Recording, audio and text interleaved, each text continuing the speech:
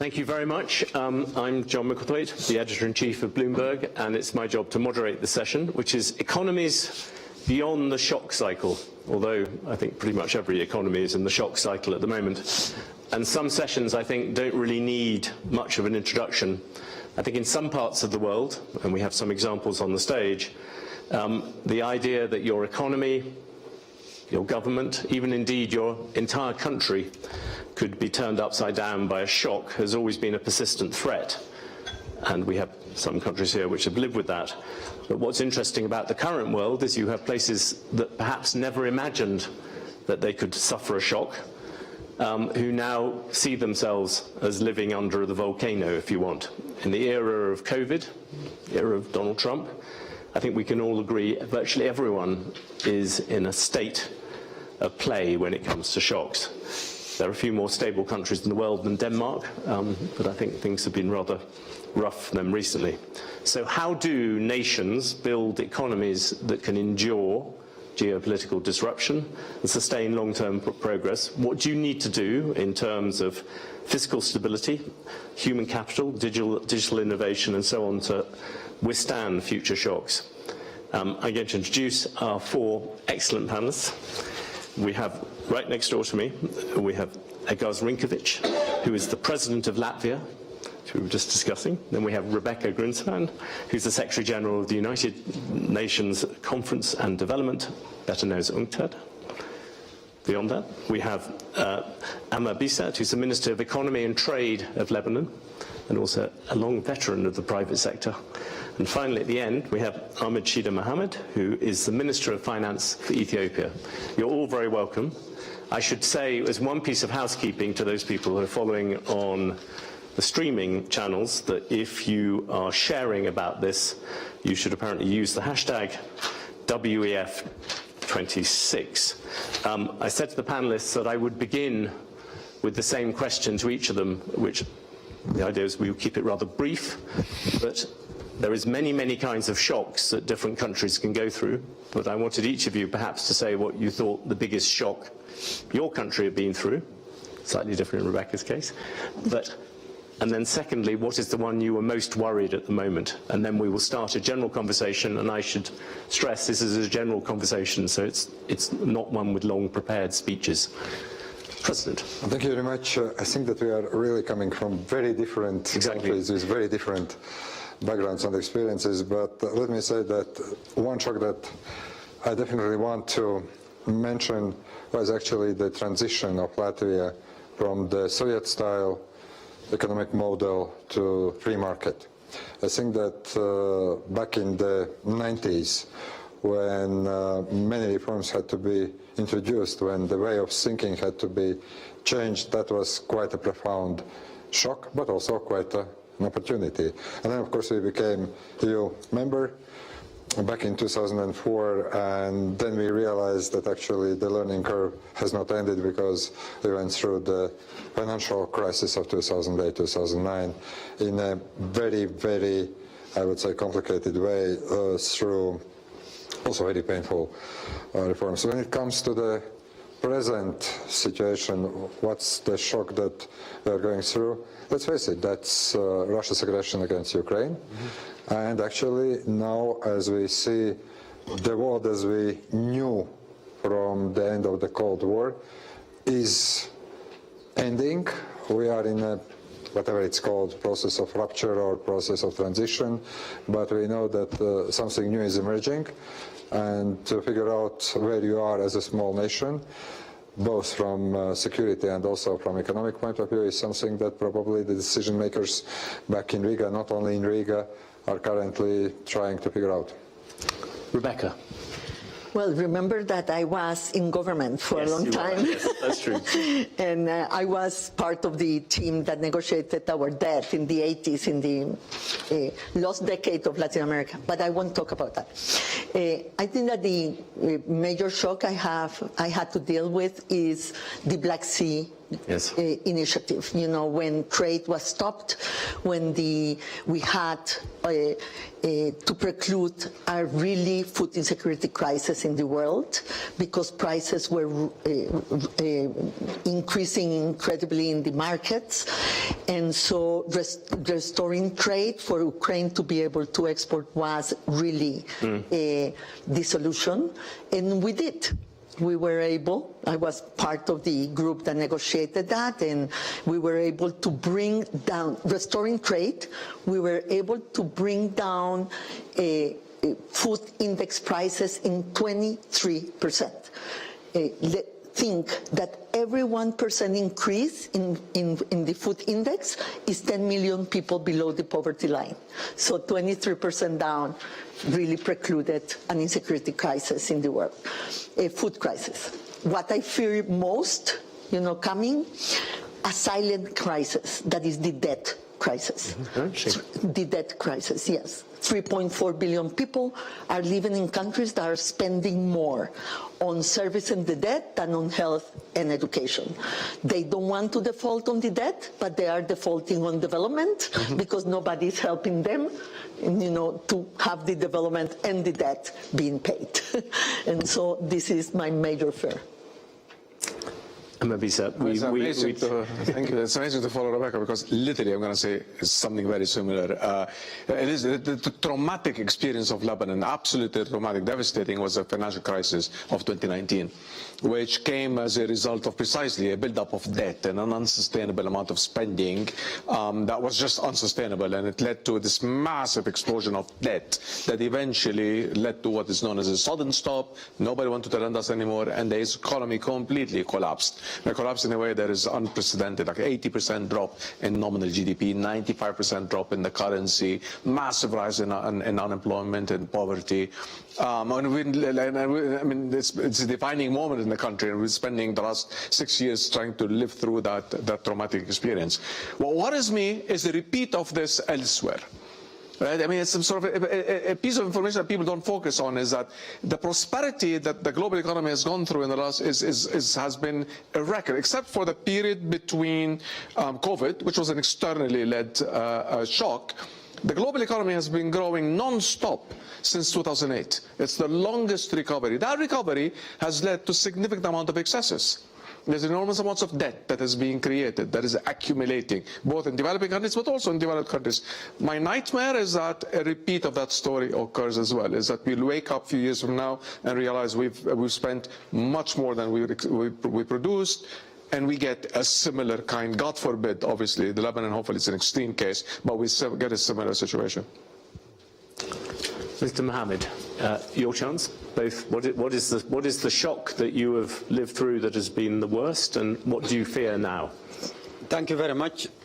For the last 7 years, under the leadership of Prime Minister Dr. Abiy Ahmed, we have charted a comprehensive reform in the country, both political reform, economic reform, social reform, and enhanced regional economic integration and peace building. The fundamental issue is that we have faced some shocks, definitely, through these last 7 years. The COVID shock was one and the strongest, and drought also. We are largely agrarian country. Drought also affects. Geopolitical conflict that happened between Ukraine and Russia also has deteriorated our external sector. The debt vulnerability that we have inherited was challenging. So the fundamental path we have charted was this needs a comprehensive approach of building resilience. So resilience become at the center of economic development strategy for the country in terms of diversifying our source of growth. For example, drought used to affect a lot in the country. We have invested a lot on agricultural sector, and the fundamental growth in agricultural sector is significantly enhancing our food sovereignty, food security capacity of the country. The investment on human development, investment on infrastructure connectivity, and the comprehensive macroeconomic reform has also enabled to build resilience in terms of enhanced revenue mobilization capacity, improving the efficiency of public enterprises. In general, the development delivery capacity of the state has significantly improved, And we have also significantly reduced our debt risk level by, as part of our macroeconomic reform. We are negotiating successfully with our creditor countries as part of G20 common framework. The reform support by IMF, World Bank is also enabling us in terms of successful reform support. So domestic ownership, strong leadership, diversification of source of growth has enabled Ethiopia to reduce its risk vulnerability in these areas, in a way also enhances significantly our resilience capacity. So comprehensive approach to institution building, to economic diversification, development of social cohesion, and enhanced regional solidarity in infrastructure and connectivity are enabling Ethiopia to navigate shocks, not only for itself, but also it is supporting the region in terms of connectivity and regional economic integration, which will also support other countries in addressing their vulnerabilities. Thank you. Very quickly, just in terms of what you worry about now, what is the kind of, I mean, Ethiopia has gone through a great deal, but is there a particular thing you worry about most now? For us, the most important issue is to sustain, deepen the comprehensive macroeconomic reform and achieve a sustainable growth path, which we are already embarking on. The geopolitical tensions and the risk is global, and responsibility has to be shared. There has to be, the multilateralism, global solidarity, enhanced development cooperation is very important, and transition has to be well planned. It has to be foresighted. Otherwise, some of the disruptions that is happening in terms of aid is affecting like health sector and education sector. Otherwise, Ethiopia will continue to work with our development partners while building our local capability also sustainably. Thank you. Thank you very much. It's interesting. We had Russia here, and we had two different versions of debt and the global economy, and then we have geopolitics and the economy. In terms of the risks going forward, I'm intrigued, particularly maybe I'll give it Rebeca and the minister. It's just on this issue about resilience for the world, for the kind of worries you have about debt. What makes a difference there? Maybe you go first, and then we'll. Well, first of all, we have been surprised, positively surprised, about the resilience of trade and the economy in 2025. Yeah. Yes. And I think that they are important structural reasons for that, not only short term. That will stay. South-South trade and South growth, let's put it that way. AI and digital has been very important for trade, and it will continue. And regionalism, yes, the countries are coming together and they are agreeing on trade within the rules of WTO. 72% still of trade happens within WTO rules. My problem is inequality. Mm-hmm. There are countries that are really lagging behind. They don't have the instruments and they don't have the possibility to invest in the infrastructure, in the skills, and in the AI digital governance that is needed for the new world. So the concentration of the benefits is a problem. We see in the aggregate good news, but when we go in the disaggregation of who is benefiting, there are countries that are being, that are behind, and that will make stability a problem in the future. Mr. Bisat, can I just ask you, I was very intrigued by one thing. I thought in Lebanon, your immediate sense of a shock would be, I don't know, another Israeli invasion, more. You live in a complicated region, but you were more worried about debt.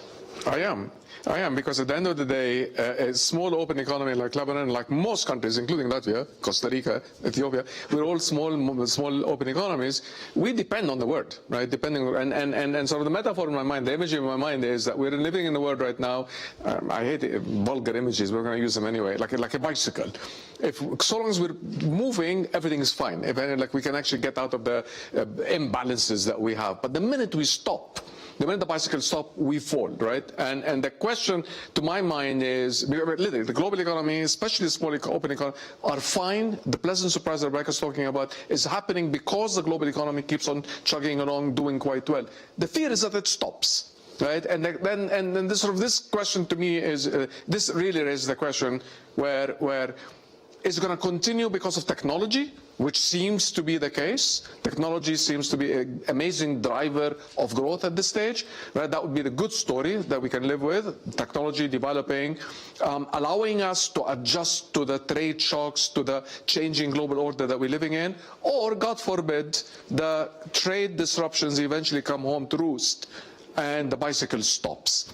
And if we stop, I think we have a serious problem, right? If we get, God forbid, a global recession, I think the imbalances that will come back and haunt us. So obviously, we're rooting for the former. As a Lebanese who depends on the rest of the world, we're rooting for a global economy that continues chugging along, doing quite well. Trade disruptions get adjusted to in a smart, good way, the way they have been in the last couple of years. My fear is that this ends with a weaker global economy that will hurt us. President Rinkēvičs, I was... that for some countries the bicycle stopped. Yes. And that's, I suppose to continue the analogy, especially having just been to Riga, I mean, in your case, it's a case of the bicycle being knocked over by a large Russian bear. Is that the... No, bicycle is up and going well and running. No, look, I think... Do you worry about these kind of economic risks in the same way as the other three panelists do? I think that that's where the beauty of this panel comes, that we are in a bit different situation. Look, a couple of years ago, I would say that our biggest worry was energy dependency on Russia, both when it comes to oil and gas and electricity. What we have done just from resilience point of view, but also from national security point of view, we actually, starting from 2017, but especially after 2022 when Russia invaded Ukraine for the second time, we decided that we are diversifying and not buying Russian gas and oil. And actually it went through quite well. Also last year in February we decoupled from Russian and Belarusian electricity grid and connected to the European electricity grid. So we understand all the risks and we act accordingly. But I would also say that definitely we feel some impact from the proximity of the war, from the economic point of view. We feel also that from the investment point of view. However, already being in the first year of the war, I think that this adjustment is also there. Does it politically make it easier is the wrong word, but well, it is easier in some ways. It is possible to go to Latvia and say, look, it may cost money, but we need to get rid of our dependence on Russian oil, or we need to... Things that would have been very complicated before the war are now much easier to sell to. You know how much it took for the Baltic states to desynchronize from Russian and Belarusian electricity grid? 16. Right. Actually, the first idea was back in 2009. And only the Russian invasion accelerated that process quite well. The same story with the oil dependency. Back in 2015-16, we were 100% dependent. Yes, to some extent, everyone understands that things must be done, but of course, there is a cost. But then when you see the real need, then also there is the decision. Right now, also, there is another thing that NATO countries are doing, but Latvia has reached 5% defense spending this year, well ahead of the schedule we agreed in The Hague last year. Also, not only for security reasons, but also to make sure that investors understand this is NATO territory, it's safe to invest, and we see some investment coming back. Mm-hmm. I can't resist asking you, I'll do it very quickly. Greenland, also NATO territory. That's what's happening there. Does that disturb you in terms of what? Well, look, you know, as a good friend of both the United States and Denmark, I very much hope that this issue is going to be resolved via dialogue. I was very happy to hear President Trump saying that the option to use the force is off the table.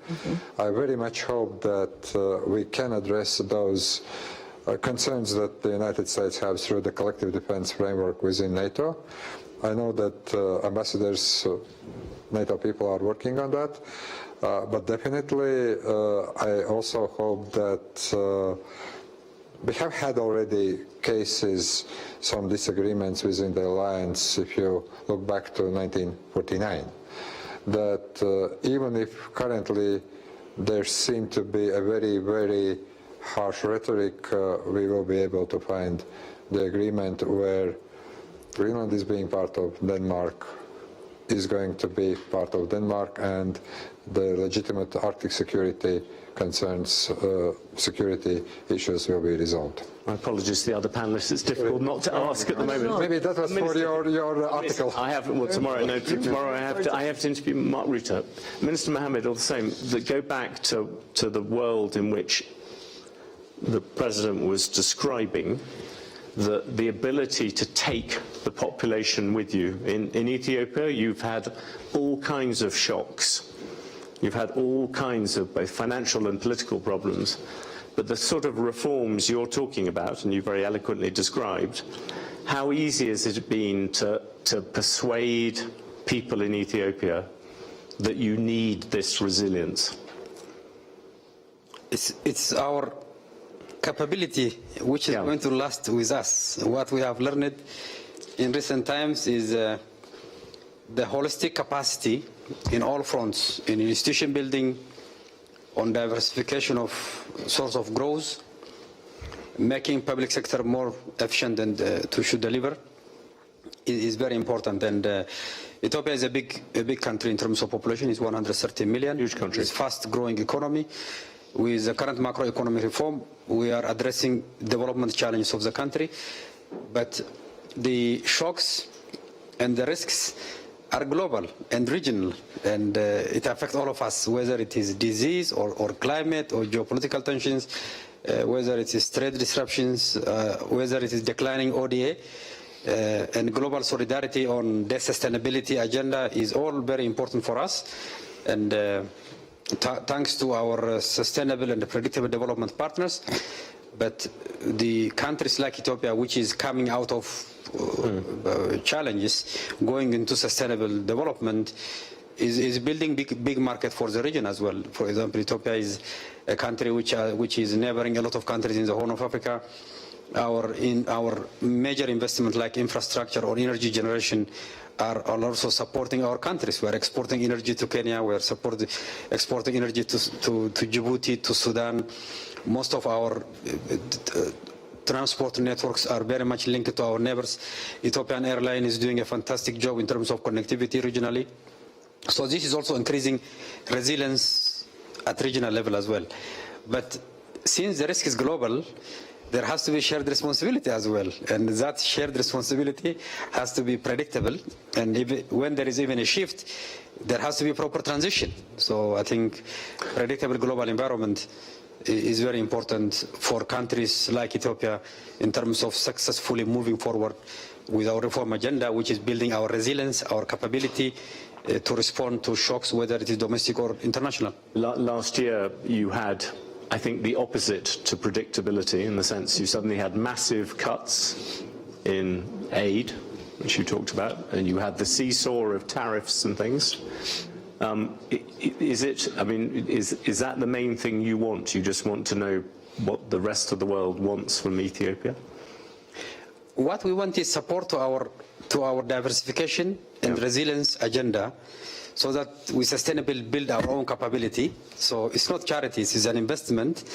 For example, health sector predictable investment globally is to the best of the whole world, to the best of the region, because disease burdens everywhere is going to affect another countries as well.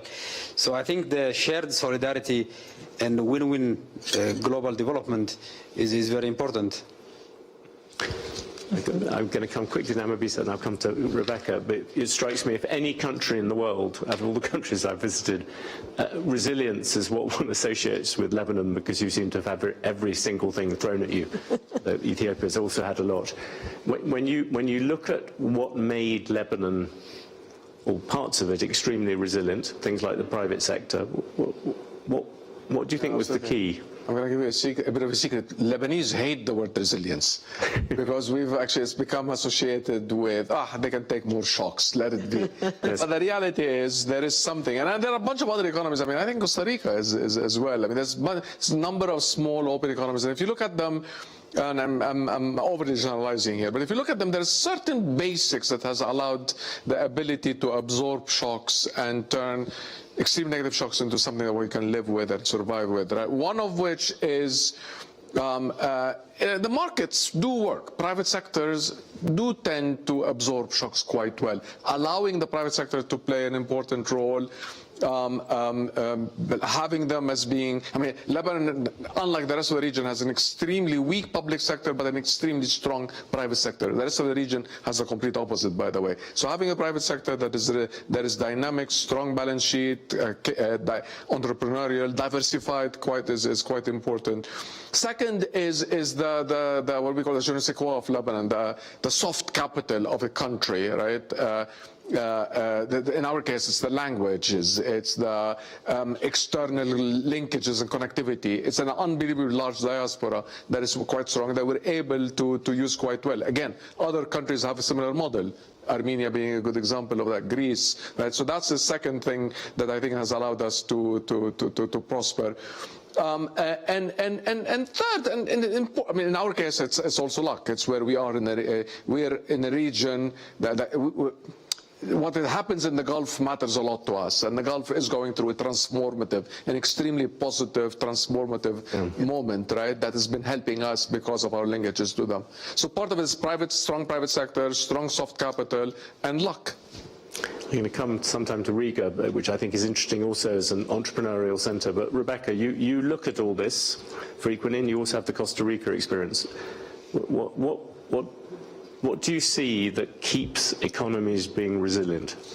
Well, can I take the point of shared responsibility? Because, you know, part of the resilience have come also from the international community taking important decisions that allowed for that to happen. In 2008, it was the G20 in the financial crisis in the north.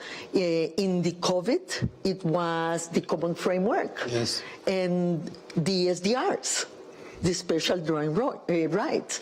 So I would like to see the international community having more instruments to be able to stabilize, you know, the global economy when shocks come. But that is not, as some of us heard this afternoon, that is not the direction of travel at the moment amongst countries. But I really think that the IMF and the World Bank has already instruments that they can use much more. They could, the World Bank, I think that they are doing a lot of it, but crowding in private investment for the countries that are not receiving any, so they can be more resilient in the future, will be an important thing, yes, you know, lowering the risk. Yes. That's something that they can do without, you know, the US, or probably the US will be also interested on that.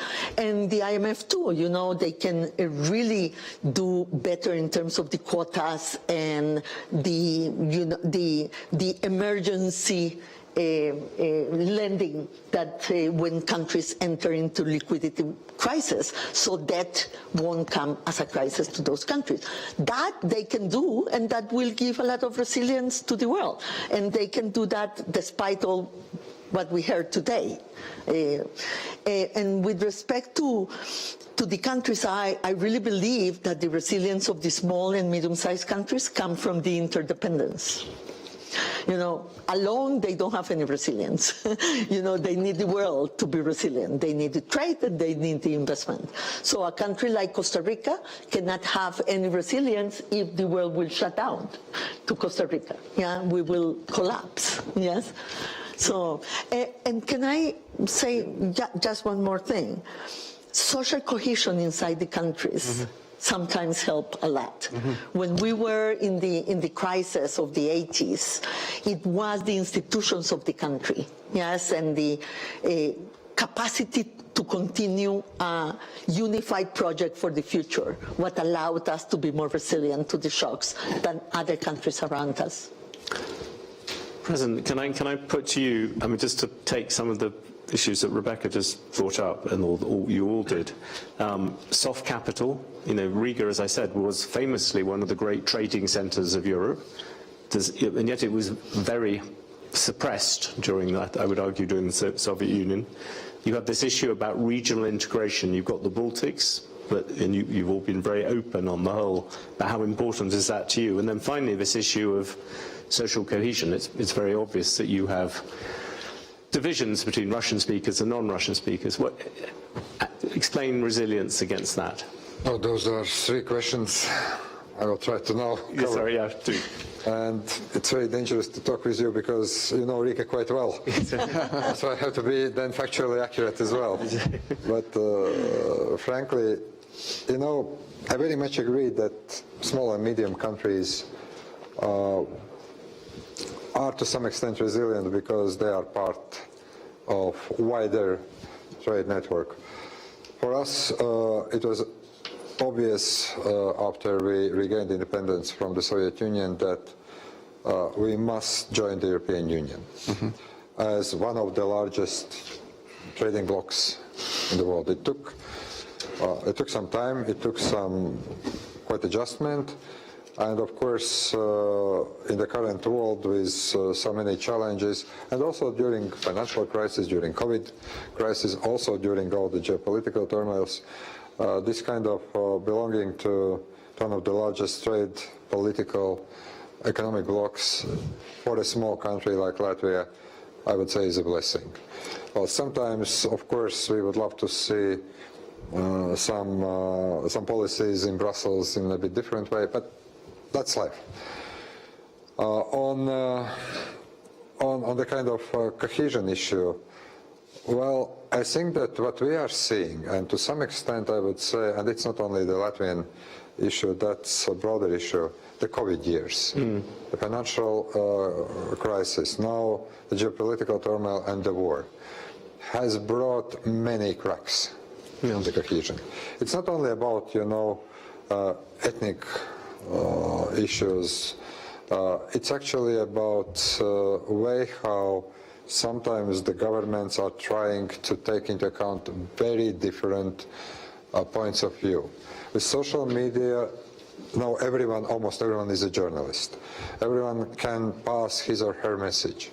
And then trying to figure out how to make this, let's say, uneasy situation manageable is sometimes very difficult. Yes, the war in Ukraine, Russia's aggression has brought also quite a debate back home in Latvia. But you know, those are not only Russians. You have Russian-speaking Ukrainians, yes. You have Belarusians, you have different people, and indeed, this is sometimes challenging. How to manage that debate and how to manage that cohesion in that or another direction.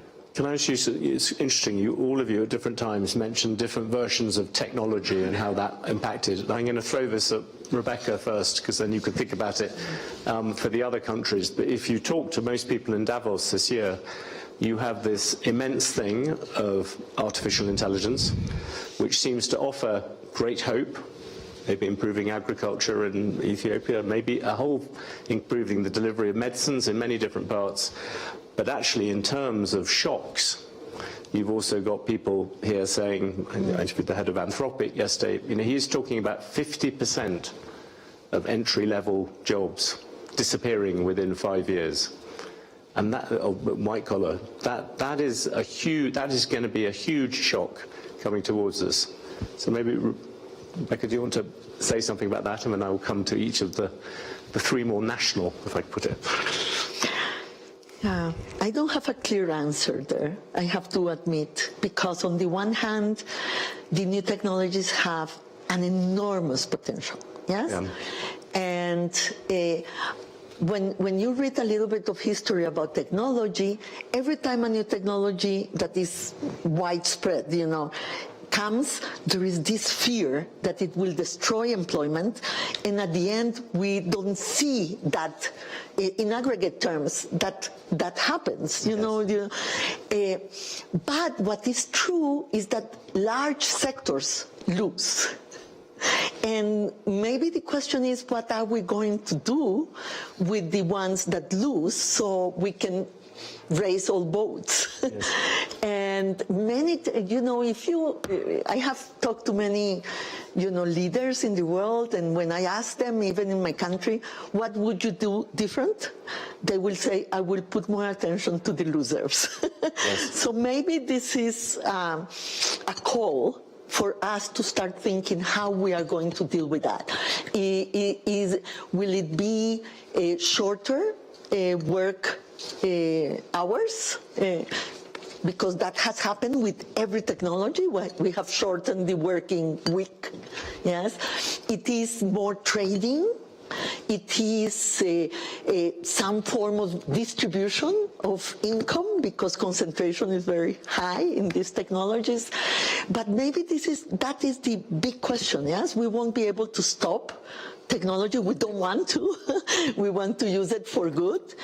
But probably we need to think from now on, in a much serious way, how we are going to deal with those that may lose in this process, and be more aware of that than before.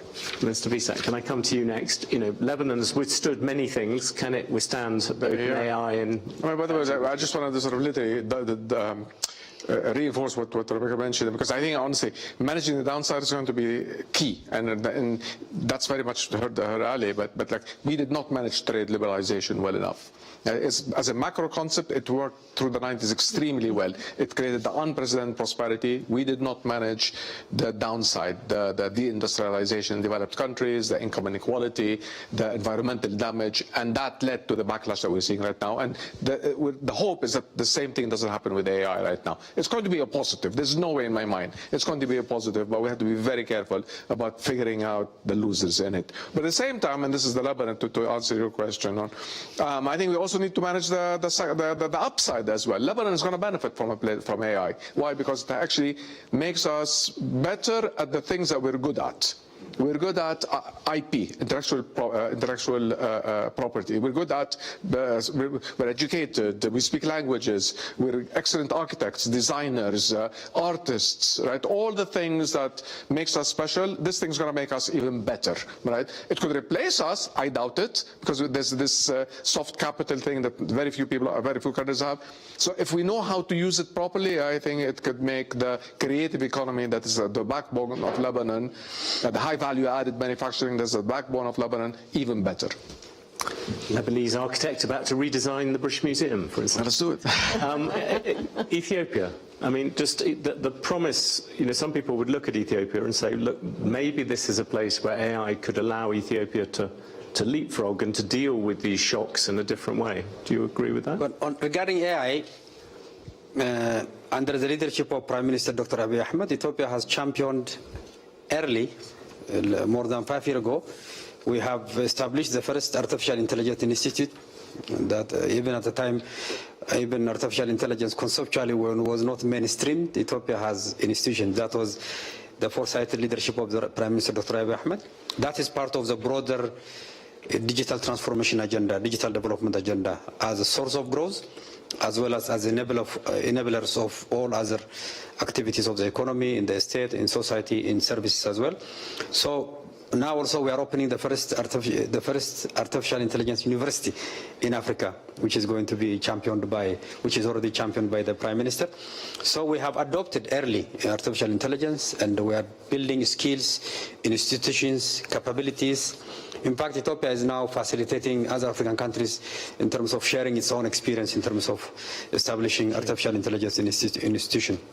For us, we believe it's an enabler of growth and an enabler of also job creation.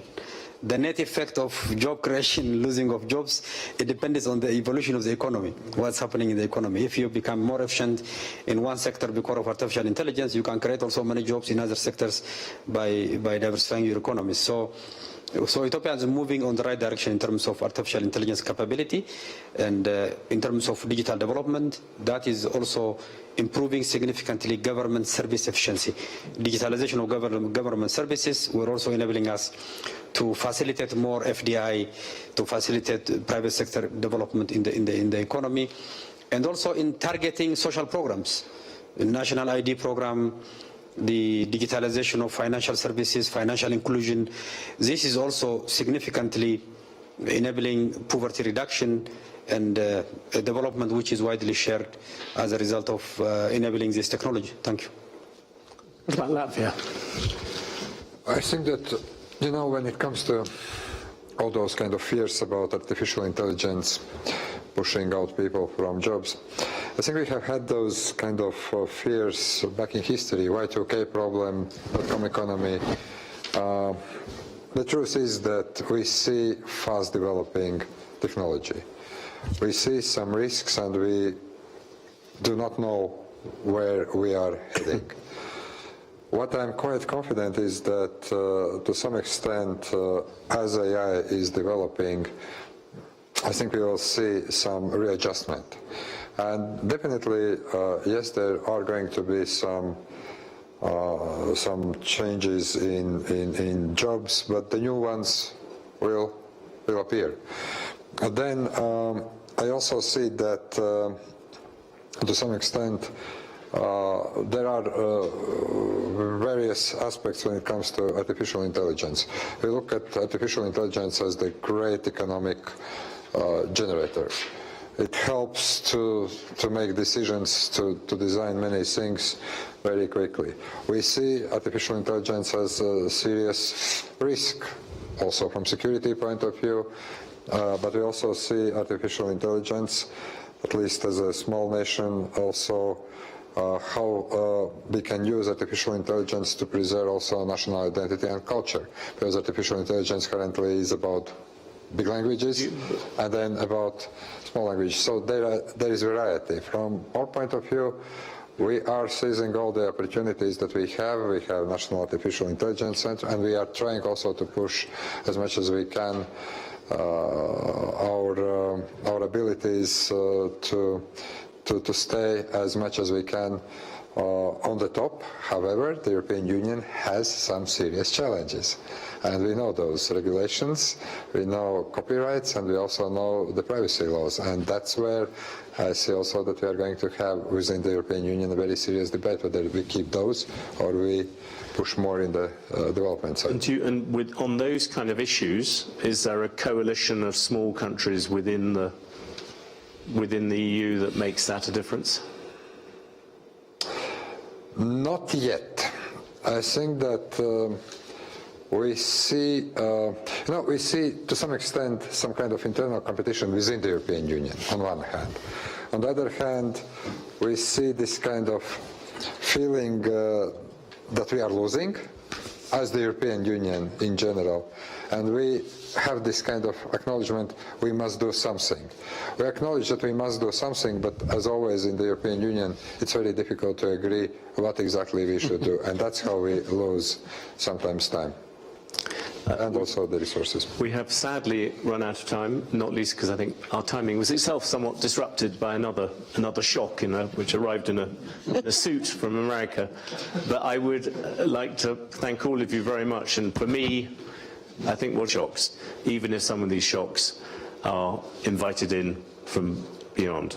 So Minister Mohamed, thank you very much. Minister Bisat, thank you very much. Rebeca Grynspan, Edgars. President Rinkēvičs, thank you very much, all of you, and we have ended exactly on time. Thank you very much.